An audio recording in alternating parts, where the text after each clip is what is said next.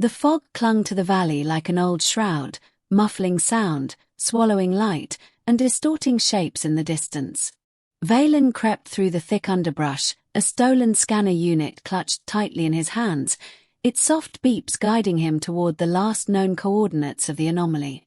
His breath steamed in the cold morning air as he stumbled into a clearing and froze. The ground trembled. Not from tectonic shifts or thunder. From footsteps. They came steadily, impossibly large, shaking pine needles loose from the towering trees. Then, she emerged. Towering at least 20 feet tall, with skin like pale marble and hair the color of storm clouds, the giantess paused on the edge of the forest.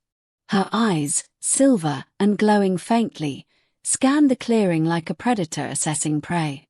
Veylan darted back, heart slamming against his ribs. Oh stars! It's true. She's real. He had heard the rumors. The mountain people spoke of a sky-born carnivore that hunted lone travelers. Men went missing. Camps torn apart. Bones found stripped clean. He never thought he'd be next. And yet, here he was. Veylan ducked behind a boulder, clutching the scanner close. He should run. But curiosity pinned him in place. She crouched, sniffing the air like a hound. Then she did something strange. Something very UN carnivore-like. She sighed. A long, tired sigh. I know you're there, her voice boomed, gentle but resonant, like thunder wrapped in velvet. Come out. I'm not going to hurt you. Lies. Beautiful, terrifying lies.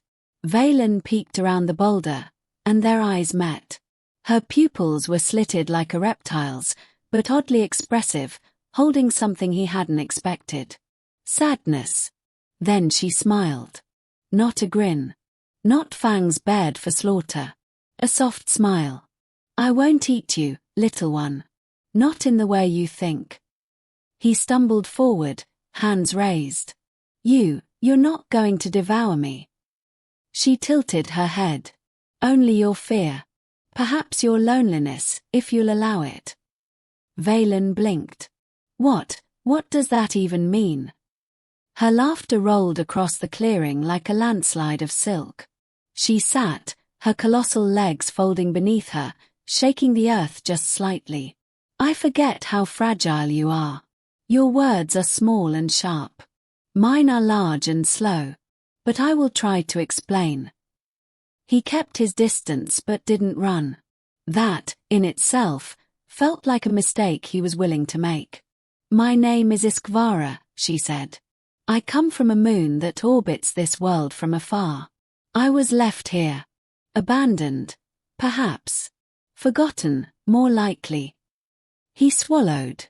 And the rumors. The missing people. She grew quiet. Not eaten. Not killed. I only took them with me. They were cold. Frightened. Or sick. I brought them to a cave I've kept warm. Some stayed willingly.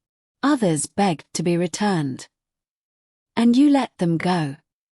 Always, she nodded. I am large, but I do not wish to be a monster. Only to be seen. Veylan's mind reeled. The scanner chirped again, detecting her energy signature. She wasn't from Earth, that much was clear. But this gentleness didn't match the tales at all. He looked up at her. Why are you alone? A sad smile crossed her lips. Because I was too big to keep. My kind prefers uniformity. Precision. A place for everyone, and everyone in their place. I outgrew my place. Veylan sat down, his back against the boulder.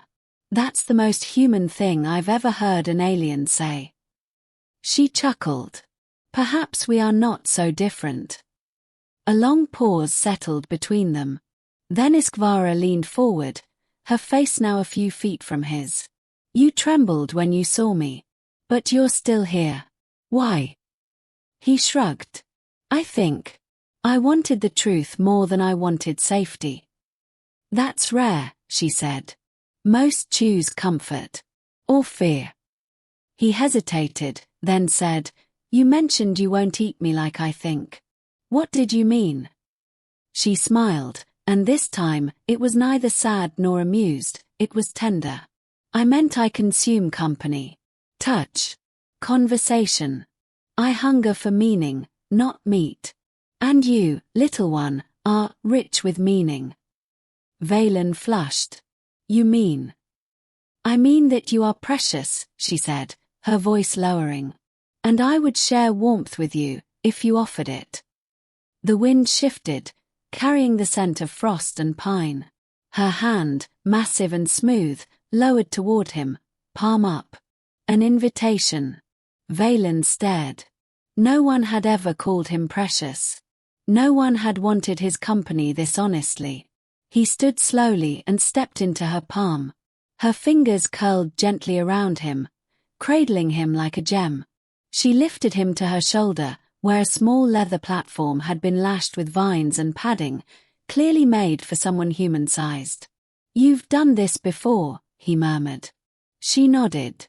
"A long time ago. But never like this." He sat, legs dangling, feeling the heat of her body through the leather mat. She walked, each step a slow sway, into the forest.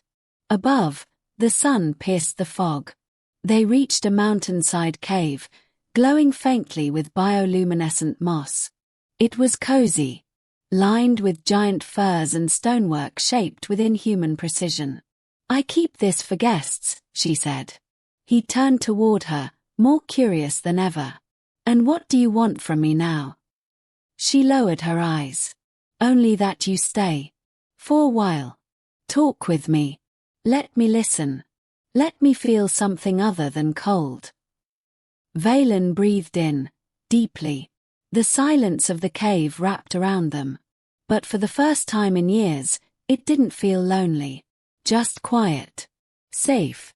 He leaned back, letting the warmth soak in. "All right. I'll stay." She smiled, that quiet, radiant smile. "Then I am full, for now." And in the silence that followed, Veylan realized he wasn't afraid anymore. Not of her, not of being alone. He had come seeking answers, expecting monsters. But what he found was something entirely different. A companion. A warmth he didn't know he craved. And a giantess who wouldn't eat him, at least not like that.